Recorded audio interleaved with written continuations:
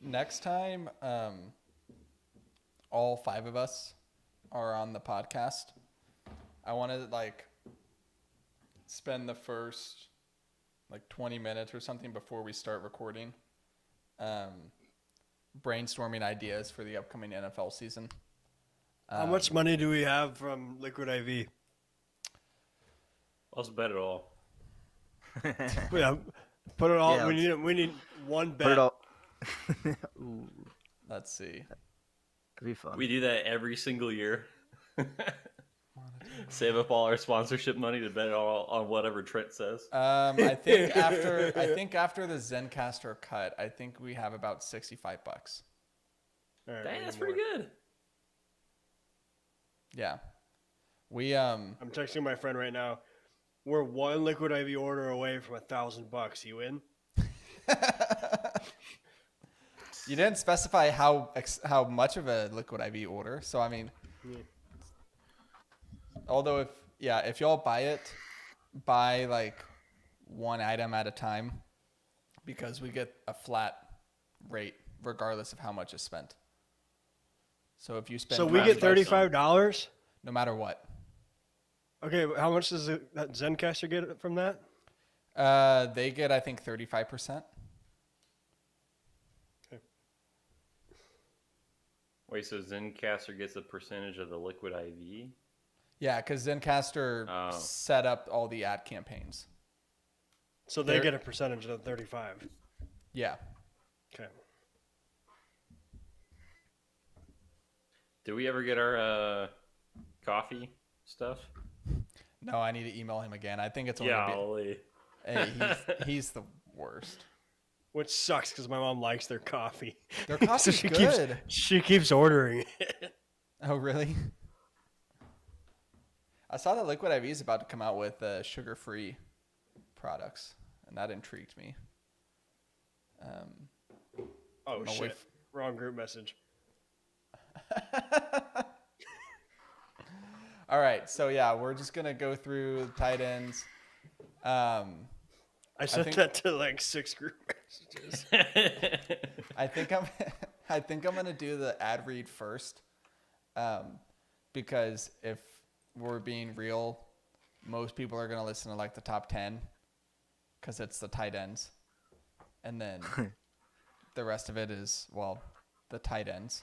So we'll do the ad read at the top, and then we'll just get into it. Sound good? Remember to explain the premise again. Yes, especially Tight for you, ends. Rosie. I got you.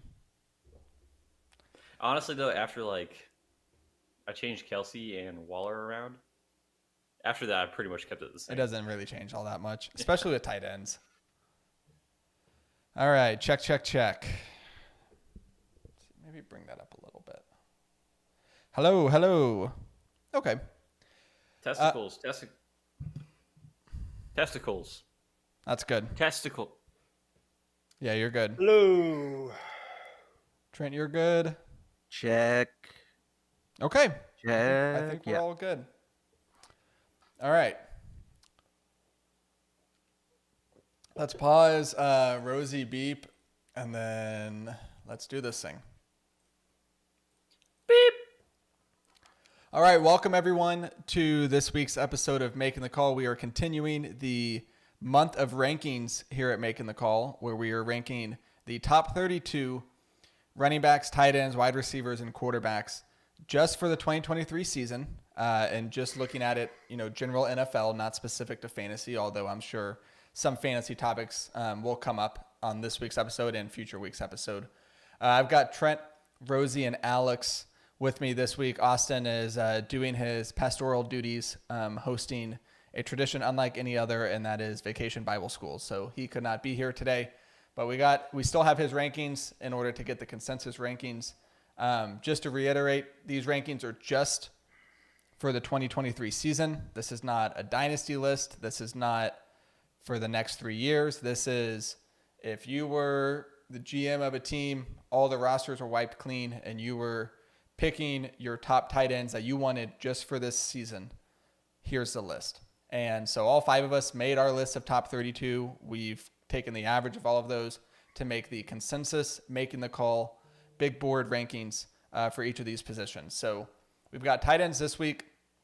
Before we get into it, let's go ahead and tell you about our lovely sponsor for this week's episode, and that, of course, is Liquid IV.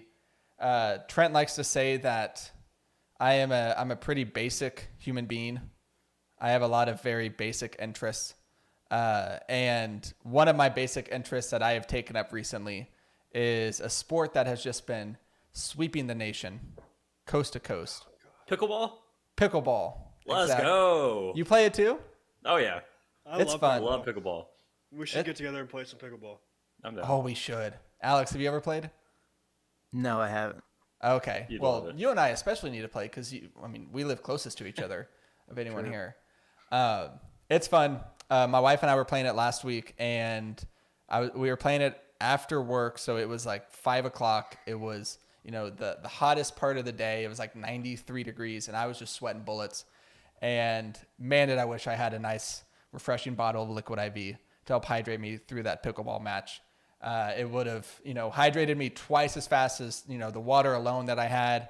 It would have had 3 times the electrolytes of traditional sports drinks. It would have just been the best hydration option for me while I was out there playing pickleball. So whatever your summer plans are, whether it is playing pickleball, whether it's hanging out by the pool, whether it's barbecuing, whatever it is, make sure Liquid IV is a part of your summer plans.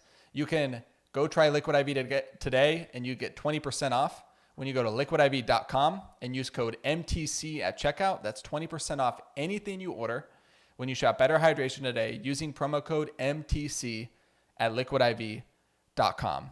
Okay, tight end rankings, gentlemen. Were the tight end rankings more or less difficult than the running back rankings that we covered on last week's episode? This will be the most contentious yet. You think so? No. No? This is going to be the shortest podcast we've ever done. Yeah, pretty much.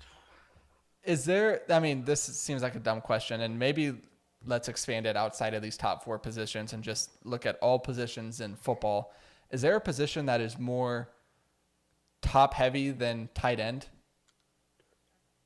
No, because there's only one player that you want. Well, I wouldn't go that far, but outside of like the top 5 to 8, everything else is just kind of a wash. And like we'll probably cover wide receivers next week, and wide receiver is like one of the deepest positions, I think, where I feel like I'm going to leave off some really good players just to get to my top 32. Tight end was a different exercise. All right, so number 1 on our rankings should go as no surprise. It is Dalton Schultz. No, I'm sorry. Travis Kelce. Consensus number 1. We all had him top of our board. Do we really need to say anything? Until he falls off a cliff, do we just assume he's just going to keep chugging right along top of everyone's rankings for tight end?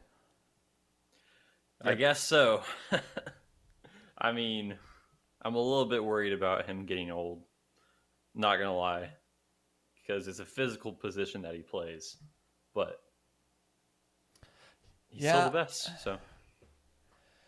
Okay, so if I put the percent likelihood that Travis Kelce is, let's just talk like standard redraft fantasy, okay, for a second. And I put the percent likelihood that he's not a top 5 tight end in 2023. Do I put that at like 10%? Is that too high? Probably less. Yeah. 5% chance? Really, you're just assuming injury at this point? Or like, is there some more nuance to Travis Kelce than I'm giving credit? Can you define nuance? You define nuance. If I knew what it meant, I wouldn't have asked the question. Like, are there just Highly more, intelligent. Are there more layers to this Travis Kelce discussion than what I'm the saying? next layer is there's no receivers on the Kansas City Chiefs right now that are proven. So it's just Kelce, and that's it. So if there's nuance, Jerick it's nuance in McKinnon. his favor. Whoa. He's good. Kadarius Toney. Tony? He has a really cool glove adjustment. All right, number 2. Can I say something about Kelsey really quick though? Yeah. You absolutely can, Rosie. We're Thank your you. free podcast here. All right. This was going to pertain to fantasy. I just think that Trade him. specifically in Dynasty, no, don't trade him. You're not going to get what you want for him. But in fantasy, if you don't have Kelsey, I'm selling everyone else because like no one else really makes a difference that Kelsey does. I'm trying to look for the next guy. So Mark Andrews, T.J. Hawkinson, George Kittle, all those guys I don't really care about. And this is for all fantasy types, or are you just talking dynasty here? Just Dynasty. Redraft's So- a little bit different. But So you're saying like any tight end over the age of like 25, sell them and try and find the next big guy. Because I are would you say saying even more sell like the young guys like 27, 28. Freiermuth and Pitts and no, I would hold on to them. But I think what I am preaching right now is value, and the cheapest guy that you can get, like from 10 to 20, I would just grab as many of those guys as possible. okay, that's fair. If you don't have Kelsey. If you don't have Kelsey. Exactly. Okay. What do you do if you have Kelsey and you're in dynasty? Like, do you? I think Go ahead. I think he's got 3 years left. But I think you just push it down the road a little bit longer. His I don't think you worry contract about is it yet. up in 3 years. So if someone's offering a haul for him, like Yeah. 2 first-round picks and a player, I'd take that. But no one will do that. So ride him until he falls off, I guess. Yeah, I feel mean, like he's the kind of guy you can ride into the sunset. Like I know with a lot in Dynasty, with a lot of guys, you just kind of want to sell them at their peak or something, get the most value. I feel like with a guy like Kelsey, who will be tight end 1 or 2 for the next 3 years, I think it's okay if 3 years from now he retires and you're stuck with him. Yep. Then you just drop him. That's fine. You Agreed. got all you could out of him.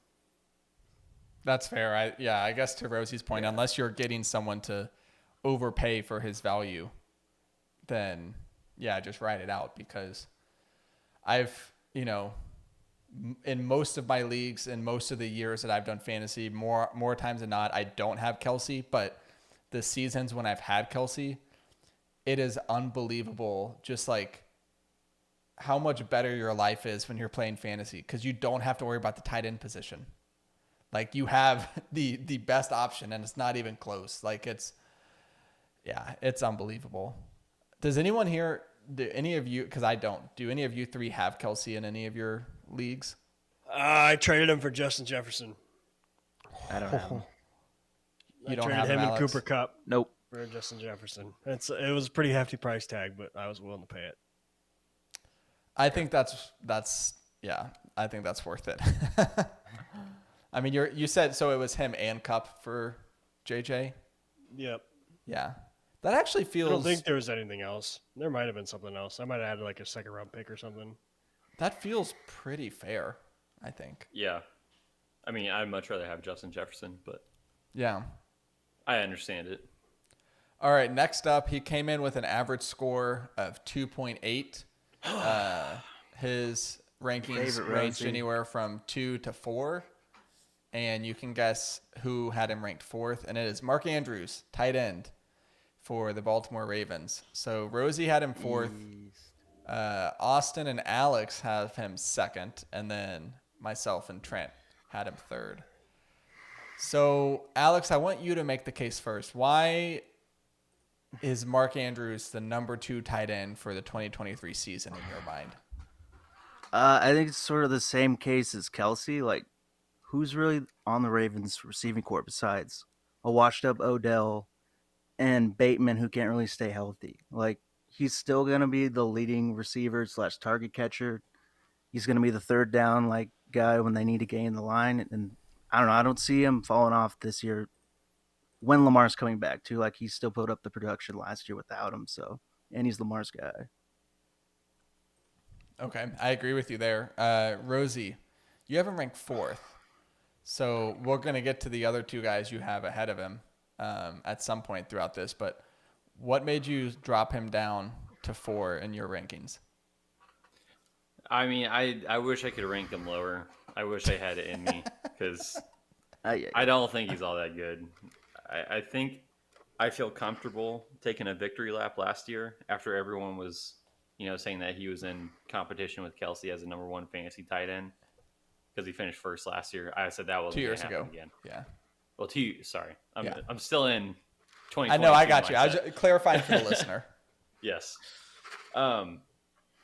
He's not that talented, and the guys who are ahead of him are definitely more talented than he is.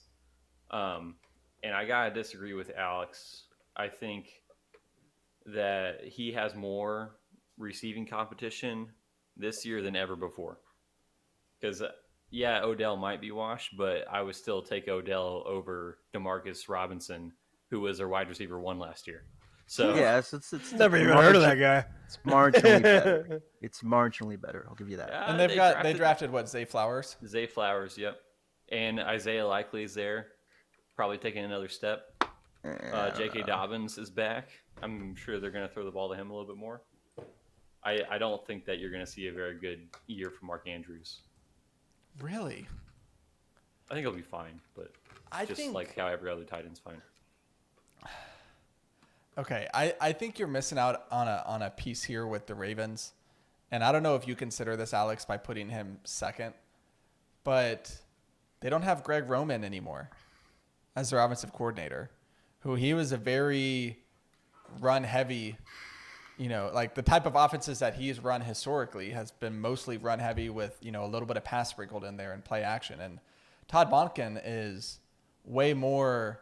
Let's have a balanced offense. Let's pass as much as we run. And I think that is only going to improve the ceiling of a guy like Mark Andrews, who is far and away the best pass catcher in that offense. Can I just say, I've been a Monken supporter in the past. I think it's a good thing for the Ravens. But now that I'm thinking about it a little bit more, I'm just a little bit worried about Lamar Jackson passing more. Why? He got the bag. He doesn't need to prove anything anymore. He's chilling. Gosh, that is. Well, Lamar Jackson. I hope it's not true. I like Lamar. I think he's extremely talented, but he definitely does need to take a step forward in his pass game. And Greg Roman was specifically brought in for Lamar Jackson to tailor an offense for Lamar Jackson, and so now he's gone. And so sliding this to Mark Andrews, I'm a little bit worried that this passing game isn't going to be as efficient as it has been in the past. Well, I mean, with most things, the more volume you have, outside of the freak outliers, the more volume you have, the less efficient you're going to be over time. So even if by the numbers this offense becomes quote unquote less efficient, if we're just talking about Mark Andrews' value as a tight end, I think it goes up because I think he's going to get more targets. He's going to have more catches. It's going to be a more balanced offense. And I think that helps everyone in that offense, whether you're a running back, whether you're Lamar, whether you're a pass catcher. So, well, I think the thing that matters most for tight ends specifically is touchdown opportunities. And if the offense is less efficient than even last year, Mark Andrews is going to have hardly any touchdown opportunities. And I'm not saying that that's going to happen. That's just in the range of outcomes, I think. Okay. All right, let's close the Mark Andrews discussion on this, and I'll start with you, Alex, since you have him ranked the highest. Okay. Excluding any risk of injuries, let's say he plays all 17 games, and let's bring in a fantasy lens here. Let's say just standard, or we'll say PPR, but just redraft, just for the 2023 season. What is the floor for Mark Andrews in 2023? What's the lowest that he could rank as a tight end? Eliminating any risk of injury. Let's say 7-8 range seems about right. Okay. Rosie, what do you think? No one gets injured the whole season? Everyone has a clean bill of health. Okay. Yeah, it's 6 or 7, I would probably say. Okay. Trent? What's the question? What's the floor for Mark Andrews in 2023, assuming everyone stays healthy? Like everyone in the league, there's not a single injury. 5. I think it's 5 as well. Like I have a hard time seeing him fall out of the top 5 with this crop of tight ends. So, Yeah. but even with that, like Alex said 7 or 8, Rosie said 6 or 7. Like we all think he's a good tight end. We're just kind of splitting hairs of where he falls in like the top 5. So number 3, we've got George Kittle. Trent, you have him the lowest. Everyone else was like 2nd or 3rd on him, but you have him ranked 6th. Yeah. He hates Niners. No, I don't. I had him in a league, and it was the year that he was just god awful, and he should have been tight end 2, and he just didn't. I don't know. He's one of those guys where you're thinking fantasy value wise instead of like he might be more talented than the other guys I have ranked ahead of him, but fantasy wise, I'm taking the other guys that got ranked ahead of him. I mean, Just 'cause- agreed. Yeah. Yeah, I but don't know. just talking in terms of like plain Jane NFL, I think he does more. Like he's better at like every aspect of the tight end position, not just like pass catching, but if you include like blocking and everything, I think he's probably the most complete tight end in the game right now. Or would you put? I mean, Kelsey, feel like you have to put him first just because of the production, but if you want a guy who can do everything that you might ask a tight end to do. Yeah, but the way he plays, he's sort of injury prone. He's a year older. Maybe he could just fall apart this year. You never know. So, he's like 32 now? No, He He's like 29. is He just seems older. 29. He gets hurt like every other year. I don't know, just that's the way probably the big concern with him. Yeah. That's probably his big red flag because everything else is really good. And his quarterback's going to be like a different one every 3 weeks. We don't even know what that's going to look like. Well, we're taking them off of their teams, right? That's how we're. Sure. Yeah. Do, You know do I what- have this wrong again? No, I think you're right. You know the funny thing about Kittle though is like I agree with you, Trent. I've had him on fantasy leagues and he can be very frustrating to have on your team because like you see all the potential and you're like, man, this dude should be like lighting up the box score every week. And I go look at like his PPR rankings. So his worst seasons were his rookie season where he was 20th, and then 2020 season where he only played 8 games and he was 20th. Okay. So outside of those 2 seasons, which was rookie season and then he only played half the season. Last year he was a tight end 3, 2021 tight end 4, 2019 tight end 2, and 2018 tight end 3. So like even though he can be very frustrating, he's pretty much been a top 5 tight end in fantasy every year except for 2 if you include his rookie season. I don't know. I think he's more impactful from a fantasy standpoint than maybe it seems whenever you have him, just because you watch those Niner games, whether you're watching, on Red Zone or something, and they'll go an entire like final drive of the game where he doesn't touch the ball once. And you're like, how do you not get the ball to Kelsey?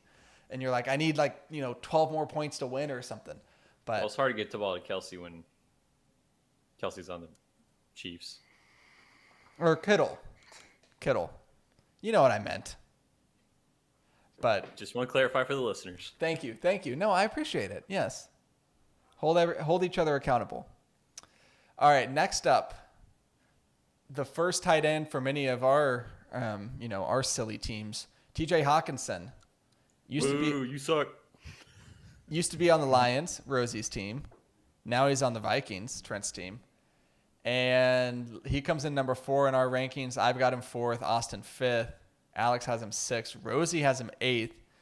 Trent, I need you to go first here. You have him as your tight end number 2 for the 2023 season. Make the case for your guy, TJ Hawkinson. Volume. He's going to drop 5 a game, but he's also going to catch 10. So true. He's a volume guy. Well, and who else is catching passes outside of Justin Jefferson? He proved last year it doesn't matter. Jefferson is going to get his 15, and Hawkinson's going to get his 10. Addison. I think I'm I selling don't know, TJ man. Hawkinson as fast as I can. I think selling Addison is Addison. taking his route. Really? Yeah. Oh. I'm the other way around. I think Addison's overhyped. He's a sort of small guy. He is, but he's good. Just a Yeah, good I player. mean, he might be good, but I just think he does the same things Hawkinson does too, and just probably does them better and catches the ball. I don't know. I think I'm with. I mean, so I had him ranked second highest at 4th, and I think I'm with Trent on this one. Like, why are we sleeping on Hawkinson? He was great last year. He's in an offense that is going to pass a ton. he does drop a lot of passes. But even with the drops, he was tight end 2 in PPR and tight end 4 in standard. Sure. And he only had, he had 6 touchdowns, so it's not like he was touchdown dependent. This is not a fantasy conversation, but it could No, be. I agree. But like, almost had Probably 1,000. should have been. Almost had Well, 1,000. Almost had 1,000 receiving yards. Last year, of course, in fantasy, the tight ends that I'm targeting for redraft and stuff are guys that are are first or second targets on their team. No matter who it is, I'm targeting them. And Hawkinson is good enough to where if you give him volume, he will produce with that volume. He's pretty decent after the catch. That's about all I can say about him. Is he not Like, the second target on his team? No, I think Addison will be. I think that's assuming a lot for a I rookie mean- wide receiver to take. The dude had I 130 don't even- targets last year. I think that Addison's going to be wide receiver 3. I like KJ Osborne too. I think that's He's part of the really conversation. good. He was Yeah. super underutilized last year, and I think this year is going to be his coming out party I think he takes the Thielen role, for sure. and then Addison takes the Hawkinson role. Well, Hawkinson's on the team. Man, That's just what I think is going to happen. But I mean, if you're just taking him, I could see away that from happening the down. team- I could see that happening down the road, but excuse Not me, right away. I don't see that happening this year. okay. All right. Next up, anyone have anything else to add on Mr. Hawkinson? No? Okay. Next up, coming in at number 5 in our rankings, Pat Fryermuth. And we all pretty much had him around in this range, except Alex. Yeah. You had him 10th. That's Yeah, talk to I me. don't really like. I don't really like Pickett. Who's the receiving core over there though? Deontay Deontay Johnson. Yeah, so and he that's hit it. some. He No, took some no, targets. there's Didn't they draft someone? oh my gosh, come on, Pickens. Oh, George Pickens, of course.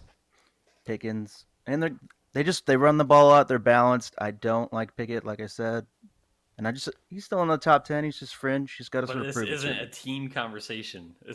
They're not on the But- same but if- team. This is going to be the type. These ranking podcasts are going to be the type of thing where we're going to finish the 4th one, and we're still not going to have like a clear understanding of what we're ranking. Yeah, we're ranking like where they're gonna finish in fantasy, but I still think like the team around him has something. we're to do not. with that. Exactly. Ah, We're just supposed to be ranking- ranking it based off of skill, I guess. I don't know. The entire league starts from scratch, and you're the general manager, and you're picking that's what weird. tight Why ends. didn't we do it the other way? That's literally what I said too. I think we We're should having the same audible. conversation. We should We should have our own rankings do- with booze and strippers. You know what? Forget the rankings. What the? Where? Future on. Tight ends, baby. We should audible and do wide receivers and quarterbacks as fantasy. Okay. It wouldn't be a making the call segment idea if we didn't just change it halfway through. So, I like I'm it. making the change. Hold on. I think I have a sound effect for that. No, I don't. I was gonna say I'm not Get saying one. that again. So Wait. Okay, Trent, go. I'm making the change.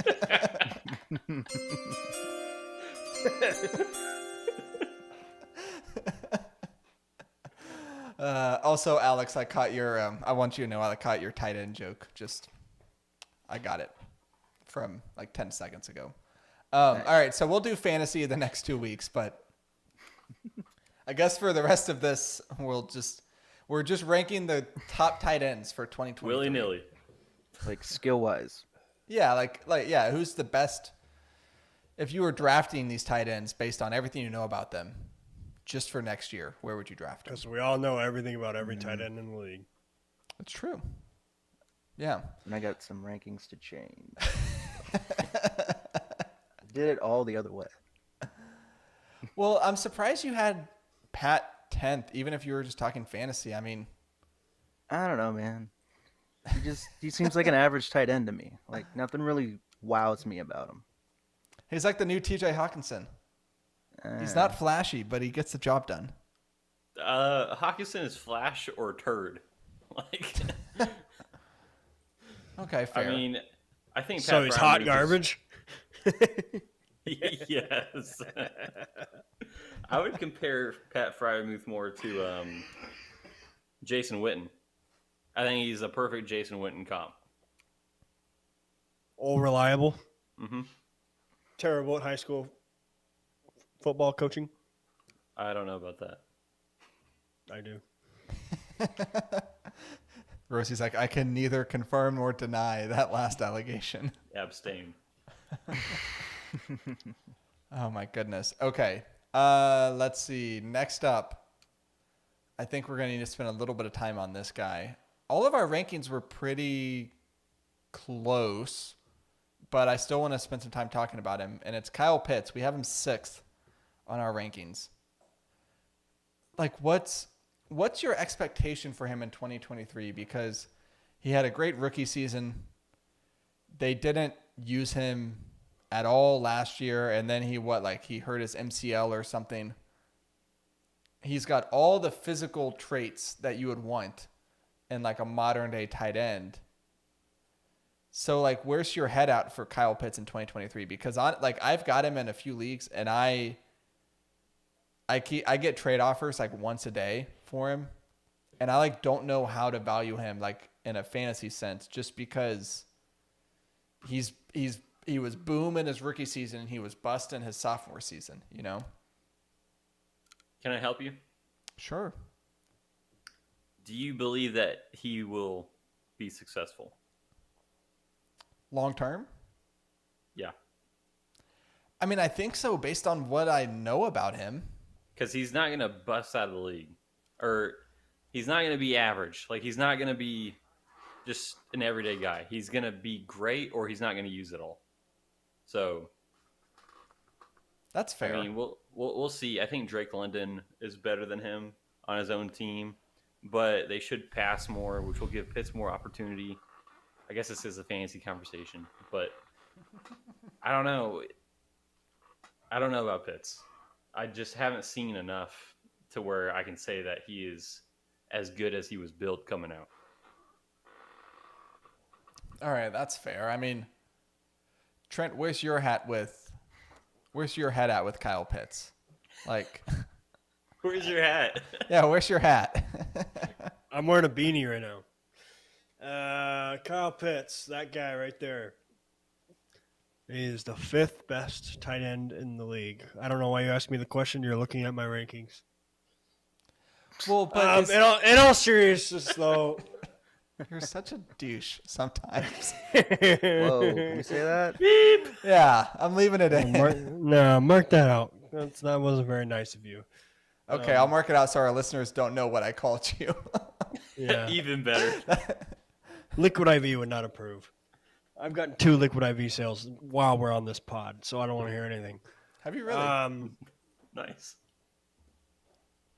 You know, Kyle Pitts is probably the most talented tight end that's been drafted in the last 4 years, but he is on a team that does not pass the football. Yep. That's a problem. But as you said, this one is apparently We're just taking a tight end for our own team. So sure, Kyle Pitts at 5. Okay. All right. And I don't know, Alex, anything else to add on Kyle Pitts? No, pretty much what Trent just said. Since we're just taking it, the tight end for our imaginary team, I will take him at 5. Okay. Next up at 7, Darren Waller. And we're all pretty close on this one, except Rosie, you have him 3rd, and Alex, you have him 4th. Yeah. So, Alex, we'll start with you. Why are you why do you, because your rankings say you're higher on Waller than the rest of us outside of Rosie, than Fantasy Pros, so what's the case for Waller? The case is if he stays healthy, he's still like a top 4 guy in the league. He's explosive. He's good at the jump ball, touchdown magnet in the red zone.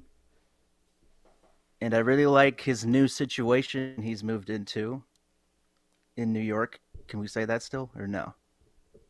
Yeah. Okay. No. I think Dayball is going to be a really good coach for him. He's going to thrive in that system. Daniel Jones will have a little escape valve if he needs Our it. hero. Yes. I think just overall, as long as he stays healthy, he's going to be top 4, top 5 in the league. Can I hit on that? Yes. Danny that Dimes will be the only, solves all the crimes. Gotta clip that. The only thing that I will add to that is he is the only other guy other than George Kittle and Travis Kelce where I said, if he doesn't get hurt, he is incredible. There are no weaknesses to his game. So, yeah, if I didn't blow out my knee, I'd be a D1 football player. Okay, Uncle Rico. I've never played a down of football in my life. Yeah, I think you're right, Rosie. It's the injury things with him, right? Trent and I are probably, in Austin for that matter, we're probably baking a lot of that into our assumption because if you're a GM, you kind of have to take everything into consideration. So do you want a guy who has these injury problems or do you want a guy who's younger and maybe going to be a little more durable for 2023? And I just think Waller with his age, because, okay, hold on. Let me look it up. How old is he now? He is 30. 31. Oh, 30. Okay. He's 30, which whenever I see a 3 at the start of a football player's age who's not a quarterback, it worries me. Even running backs? Oh, that's. I mean, yeah, if they're not like an analyst on TV with that 3 next to their name, then something weird has happened. Yeah. But I think you're right. I think if we kind of, take who do we have this conversation with? Andrews, where if you just assume everyone's healthy, is Waller top 5? Probably. But do we knock him down 2 spots because of the injury risk? That feels fair, right? So I don't know. I do like what you said, Alex, about his new situation because who else is catching passes in that Giants offense? Like it's kind of the Kelce conversation, right? Like who's taking targets away from Waller whenever he's on the field? Saquon, I guess. And yeah, probably Saquon. And the last time we saw Waller without any real competition, that was 2020 when he was tight end 2 in fantasy. So there's a case to be made. All right. Number 8, we've got Dallas Goedert. Let's see. Austin's actually the highest on him. The rest of us were all kind of in that 5 to 8 range, so I don't really have anything to add on Goddard. Does anyone have anything? I think he's a tier break. Elaborate. I think everyone after him kind of sucks. Yep. You all think so. End the podcast. All right, that's going to do it for this week's episode of Making the Call. Trent, you got a dad joke for us? We got 50 more to go. No, but tomorrow's Flag Day, and I'm wearing my American flag pants. Nice. If you ever needed a reason to tune in on the Making the Call YouTube, go to like the 30-minute mark of this week's episode on the, or actually 35-minute mark on the YouTube, and watch what Trent just did. So, yeah, I think there's going to be, I think there's one more guy, and then it really falls off, and he's next on our rankings. And that's Evan Ingram. Ugh. Okay, I got interesting facial expressions from Trent and Rosie. So why am I crazy for including Ingram in kind of that final relevant tier of tight ends? That's not why you're crazy, but Okay, well, why do you disagree with that then? Nothing? this is America and I can. I don't know. You know, in all fairness, Andrew, Trent did say, "Do not ask me any questions." I know jack squat about tight ends. Here, I'll piggyback off of what Trent said. Evan Ingram is not that good. I think I might have him a little too low at 22. Yeah, you have him 22nd. That might be a situation where I was ranking for the rest of time, and so I put rookies and stuff ahead of him, which I might not have done. And I didn't feel like fixing it because these guys do not matter at all. I mean, some of them he was relevant. He was relevant from a fantasy standpoint last year. He was last year, but now Calvin Ridley's there, and Evan Ingram will be irrelevant like he has been his entire career. He's been horrible his entire career. Like, not even like, oh, well, But he's okay. how much No, of he's that bad. was a Jason Garrett, Gettleman, Joe Judge problem? Like, you see in his first season with like a competent play caller, and he was great. That might be a part of it, but like, there were still times where Evan Ingram can easily get phased out. I think if they moved him to receiver, that'd be a good fit because he plays like a receiver. But we're ranking tight ends right now, and as a tight end, he kind of sucks. Like, he can't block at all, zero. You don't want him on the field when even someone's like trying to block a little bit, and his hands are crap. So, Man, you really don't like the guy. You have a thing against like Jaguar skill position players. I like Trevor Lawrence. Skill position, excluding quarterback. You like Trevor Lawrence, but you hate ETN. You hate Evan Ingram. I like Tank Bigsby. Oh, because he's a rookie. You like all rookies. It's true. All right, Andrew, you got a point. I don't know what it is about you in Jacksonville, but all right. Next up, 10th on our list, Say it. Chigoziem Okonkwo. Really good. How did I do? Oh, there's a good. basketball game on right now. Yeah, NBA Nuggets in Finals, Game 5. Yeah, I'm do we such want an American? to take this time to congratulate the Denver Nuggets on winning the NBA Finals? I'd like to Yeah. congratulate my friend Hudson. He's a recurring guest here on this podcast. Oh yeah, Friend of the show. Friend of the you got the exact order of the NBA Finals correct. He's going to be so mad if we're jinxing this right now because the game hasn't ended. pod. So We're in be the it. first quarter. Oh, Nuggets are up 12-5. The game's over. Pack Murray it just in. had a Yeah, nice first runaway quarter of dunk. basketball really tells everything, doesn't it? Yeah. Halfway through the first quarter, especially. It's over.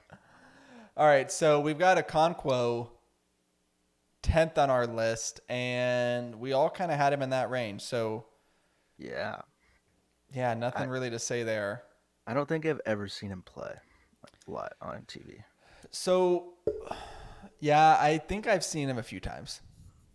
I wasn't watching a lot of Tennessee Titans football in No. 2022. No.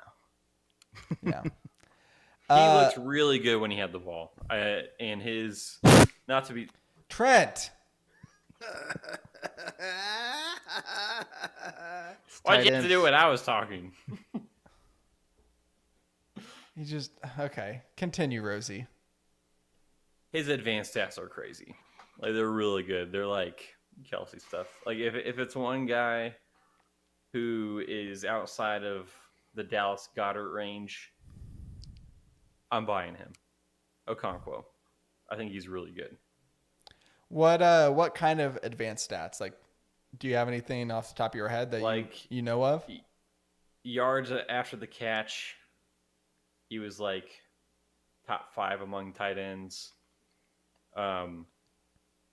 The routes that he ran were really good, and he won on a good percentage of his routes. I don't have the numbers. Yeah. I'm hearing it from other people.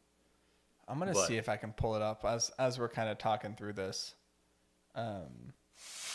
But I do remember hearing stuff about that like he kind of has all the like analytics people really like what they saw from him last year. And eye test wise, he looks really good. And what I was saying earlier, I mean, again, this is not a fantasy conversation, but he will be the first or second option on his team. So I mean, yeah, outside of Treylon Burks, who's really catching passes in Tennessee.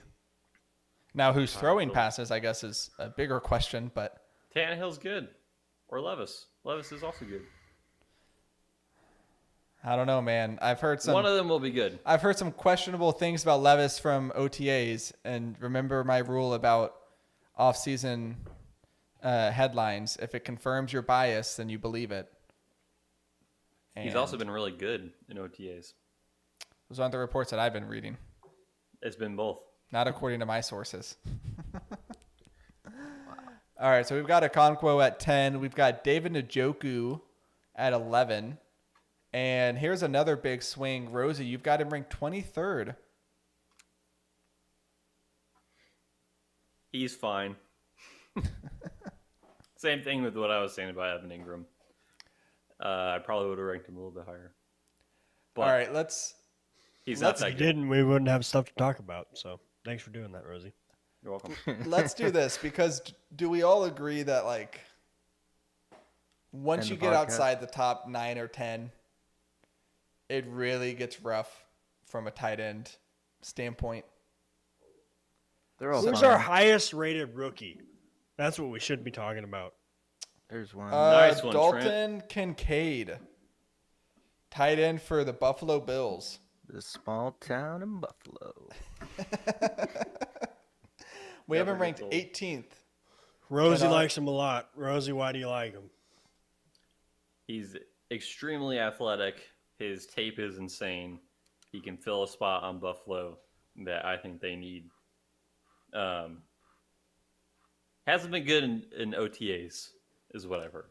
But He's learning. No the one ever playbook. is. Give him time. Give him time. Jamar Chase couldn't, catch a football because of the stripes. So Couldn't see it. no big deal. I think it's probably good that he's our top rated rookie, right? I have Sam Laporta ahead of him, though.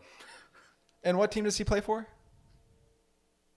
A little town in Michigan. Doesn't have the same ring to it. No, it doesn't. You're right. Not to be a homer.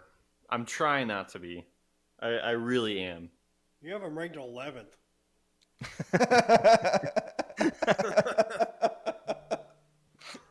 10 spots Outside the higher top than 10, our guys. average. Come on. 10 spots higher than our average. Yikes. Sam Laporta is really good, though. Like, I Where did he think play in everyone's gonna see. college? Where did he play? at? Iowa. Okay. Oh, that's tight end university, baby. Yeah. He That's reminds me a problem. lot of George Kittle. I mean, maybe not as like relentless, He's a but good blocker. Know that. yeah, great blocker. I think he led tight ends and tackles broken in college. He was the centerpiece of the offense, and the offense sucked, but he was the one bright shining Yeah, star. they threw the ball like 6 times a game. Yeah. But I think I mean, there's been some real good hype about Sam Laporta in camp, and I'm buying in because I think he's good. And Okay. he confirms my bias. I mean, okay, so yeah, you have him 11th. In your defense, you do have Kincaid 12th. Right. So you have them It's close. Yeah. You have them both a lot higher than the average here. I would probably put Kincaid over Laporta a little bit. But if we're talking about this, if we're doing these rankings this time next year, and we're talking about Laporta and how good of a rookie campaign he had, it's not going to surprise me. I mean, especially the situation that he's in, and the Lions are just like begging on someone to take control of the number 2 pass catcher job in that offense. And the guy who they thought was going to do that, like, can't delete his FanDuel app on his phone. So He gambled on a bus in like Arizona, and apparently that's within the regulations of the NFL gambling policy, sponsored by. Also, he's an idiot. sponsored by DraftKings. Was that true? It was on a bus? We don't know where. It was Oh. just on team facility, and you can't do that. Yeah. Even if you're betting on other sports. And apparently, there's been a lot of other players who have gone to their agents and been like, I've done this too. Yeah, I heard that, but I just think like, I don't know, man. Isn't that what your agent is for? Or like whoever? Look at all the different rules and bylaws and make sure that you're following them. It can't be that hard. Like, it might be a stupid rule, but it is a rule, I heard it wasn't clear, though. according to Jameson Williams. No, not him. Some anonymous. The special player. teams guy on the Colts who's about to like be the sacrificial lamb for the entire NFL. Have you been following that story? Yeah, because he's not like an impact player, they're going to like make a big example out of him or something. But he placed like over 50 bets and he was betting on the Colts. So it's a little bit different Yeah, it's than, That's pretty bad. yeah. You can't do that. But okay, so I want to have this discussion here because I'm not eager to talk about, our 14th through 17th ranked tight ends. I heard this discussion on another podcast. Should it be frowned upon if you're placing a bet on your team, but you're betting in favor of your team? Like, you're betting the money line on the Lions and you play for the Lions? Like, why is that bad? You're not throwing the game. You're trying to go out there and win. So what's like the negative aspect of that? I don't think there is a negative aspect. Give to that if someone you an do inch, it. they take a mile. You let that Every- happen every once in a while, someone's going to put one on the other team money line. True. Yeah. I don't know. I just Just think you gotta like, draw a line somewhere, and it's a lot easier to draw a line with no gambling. I mean, that's why it should be no gambling at all. Not, well, you can gamble on other sports, but you can't be here in the facility wherever we deem that. I love gambling. Like, that's the reason I didn't go to the NFL, because if I went there, I couldn't gamble. So Mhm. That's it. I figured that out from a very young age and said, I'm not even going to waste my time playing football. I'm not going to play in the NFL anyways, just because I want to gamble.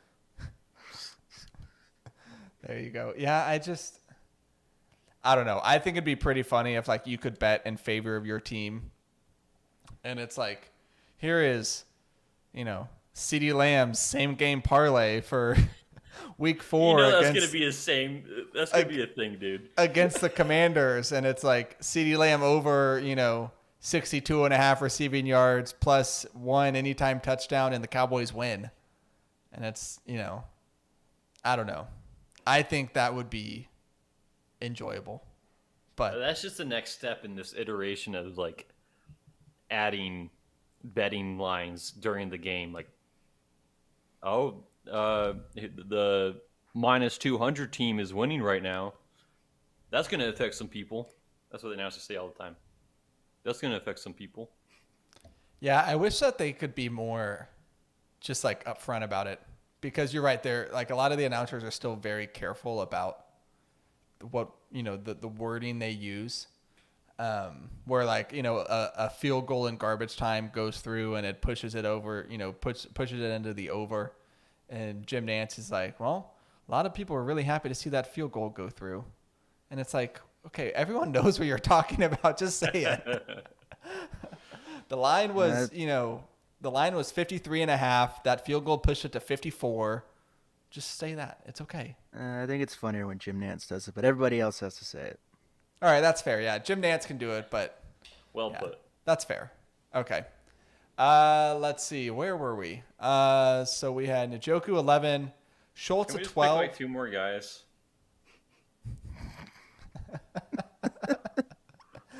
All right, I'm gonna run through the rest of the top 32, and then while I'm doing this, I want you all to think of this one question. Which of these guys outside of the top 10 has the best chance of cracking the top 5 in 2023 from a fantasy standpoint? We'll go PPR. Which of these guys outside the top 10 could creep into the top 5? Okay. So we already mentioned Conquo at 10, Njoku at 11, Dalton Schultz at 12, Greg Dulcich at 13, Cole Kmet 14, Gerald Everett 15, Dawson Knox 16, Tyler Higbee 17, Dalton Kincaid 18, Jawan Johnson 19, Mike Gesicki 20, Sam Laporta 21, Hunter Henry 22, Trey McBride 23, Noah Fant 24. Wow, this is a lot of tight ends. 25, Zach Ertz. 26, Taysom Hill. 27, Irv Smith Jr. 28, Michael Mayer, another rookie. 29, Jelani Woods. 30, Isaiah Likely. 31, Cade Otton. And 32, Hayden Hurst. Who has an answer to my very thought-provoking question? Rosie is raising his hand. Hayden Hurst. Oh, come on. Top I'm 5? a little bit serious though. He's pretty good. I think he's a good tight end. Not the best, but who else do they have there? Who else? No one. Thielen's washed. Chark will get injured. And who's their rookie? Oh, shoot. Hold on. He's fine. Yeah. So you think Hayden Hurst could get into the top 5? I just think that Bryce Young is a smart player, and he will use his best weapon accordingly. The rookie they I'm drafted... not placing any kinds of bets on this, though. Well, I mean, that's good. That is smart. Okay, so you got Hayden Hurst, our 32 ranked tight end, as your answer. Alex or Trent, do you have an answer? Sam Laporta. Yeah, why not? Let's go. Okay, make the case. Why not? Let's go.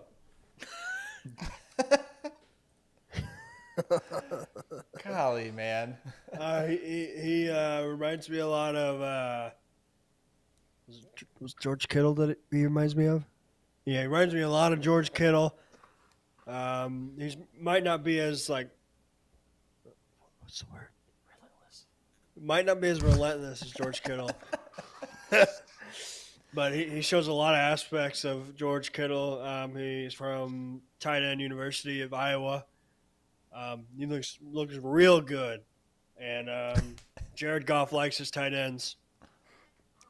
Got to remember that he put Tyler Higbee on the map, if you know what I'm saying. And Everett.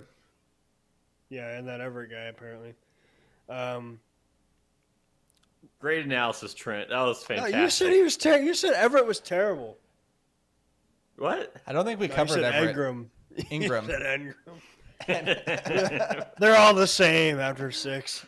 Bro, I've never even been to Everest.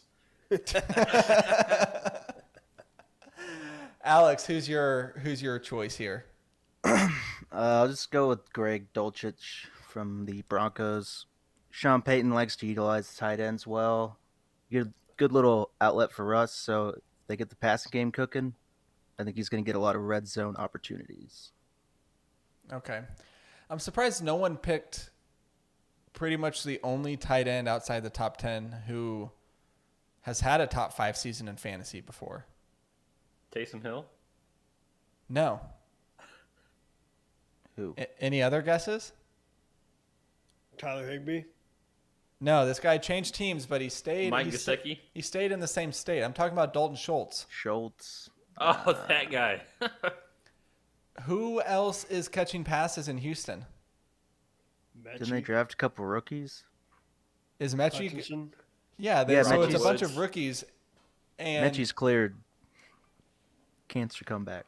Nico the last Collins. full season Schultz had was 2021, and he was a tight end 3 in both standard and PPR. And having kind of a veteran safety blanket for your rookie quarterback in CJ Stroud, I think, is something that's very, very valuable. Yeah. And could you not see a world where Schultz is just like peppered with targets in that Houston 'cause- offense? No, because CJ Stroud's from Ohio State, so it's over.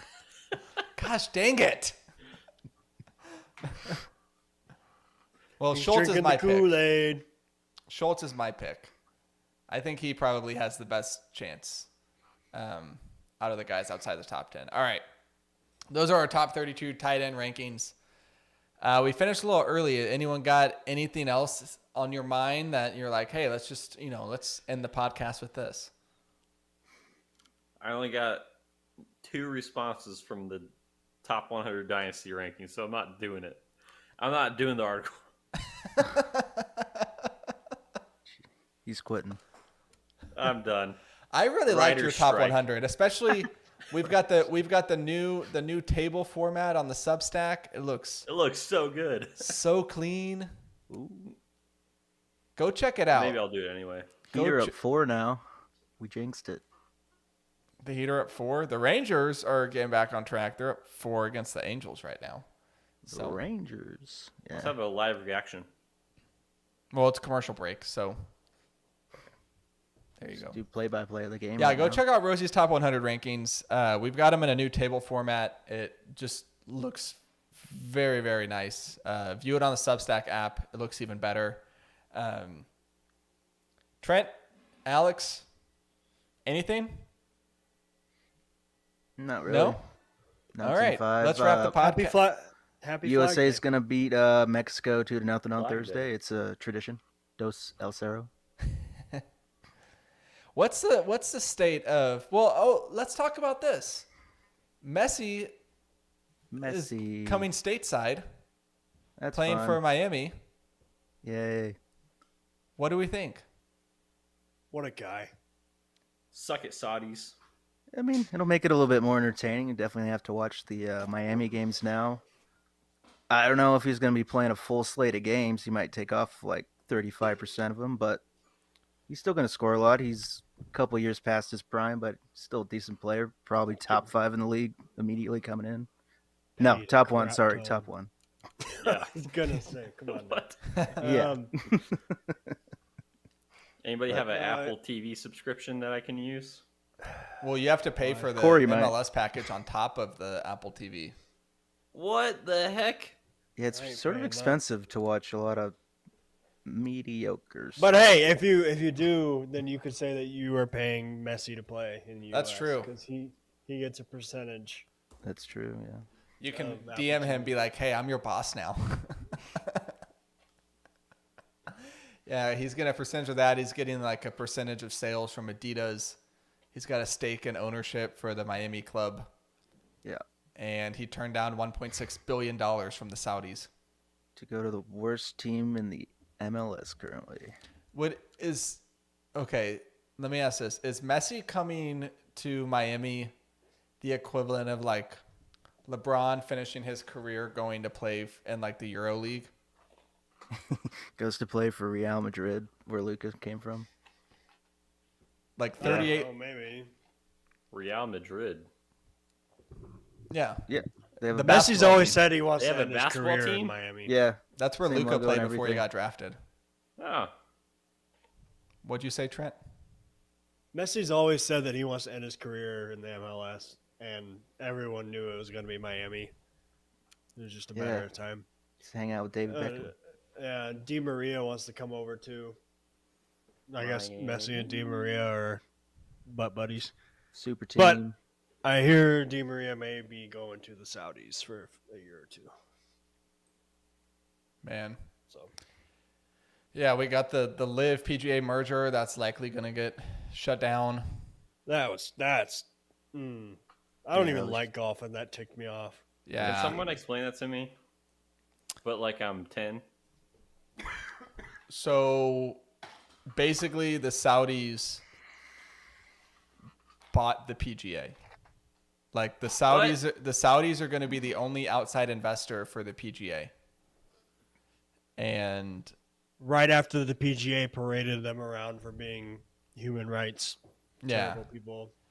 Yeah. you had the PGA And- commissioner like a year ago doing like PR things with families of the victims from 9/11 and talking about like how the golfers who went to join Live basically like have blood on their hands for getting into business with the Saudis. While And that's he not was to mention all the players that were offered contracts to go play and Live and turned them down. Like Rory McIlroy and Tiger Woods got offered over $1 billion each to go play or something stupid like that. And they turned it down because of the PGA and what they were saying about like, you got blood on your hands, blah, blah, blah, blah. And then the PGA was like, all right, yep. We'll take your money. Here you go. Here's Thank Just in time for Pride Month. Yeah. And that's going to do it for this week's podcast. U.S. Open this week. That's fun. Yeah, speaking of golf. No, the Live thing is ridiculous because it's not even going to happen. And now a U.S. senator has already launched an investigation into it. And basically what happened is there were like all these lawsuits between the PGA and Live. And the PGA basically was running out of its money paying all the legal fees. And so they had to come to a deal with Live to get the lawsuits to end. And Live basically was just like, they were just going to wait out the PGA. They were just going to keep draining them of money, knowing that they had infinite amount of money. And it would be like, Rosie, if the Saudis, let's see. It'd be like if the Saudis bought the Commanders when they were up for sale. And you had an NFL team that was owned by... Wouldn't it be more like if the Saudis bought out Roger Goodell or something, took over the whole league? Because they're taking over the whole PGA, right? Well, they're going to have a seat at the table, but it's still going to be... They're just going to be like if you had a board of, 8 people. Like one of the board seats belongs to the Saudis now. So they're going to have influence on decisions, but they're also going to have pretty heavy influence because of the money they're bringing to the table. They Right. should just let him buy it and then just make another league. APG. See, the interesting thing, though, is we haven't heard a peep from Tiger Woods on the matter. Like, he came out very quickly against Live when they first launched, like a year ago. And since the merger, we haven't heard a tweet, an interview, a soundbite, nothing from him. And he's obviously the most influential person in the sport, But nothing. Interesting. So, He did just have another major surgery. Could just be resting. yeah, possibly. Well, all right, that's going to do it for this week's episode of Making the Call. Trent lost audio, so I am Googling frantically to find a dad joke. I'm just going to do the first one that I see.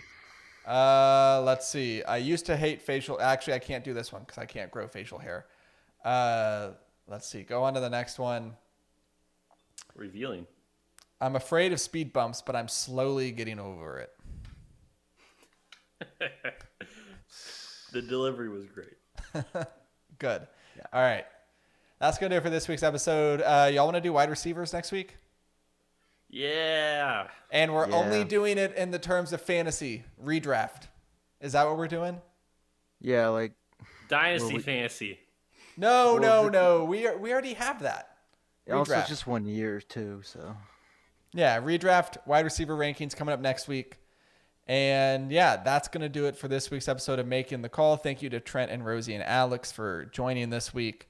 And thank you to Austin for getting those rankings in. Thank you, of course, to our friends over at Liquid IV for sponsoring this week's episode. We will have our wide receiver rankings out next week on the podcast. I think we're going to have a Substack post this week. I'm not sure. We got to figure that out. But make sure you're subscribed to the Substack. Go check out Rosie's Top 100 rankings if you haven't already done so. Go check out Trent's Dallas Stars article that he released late last week.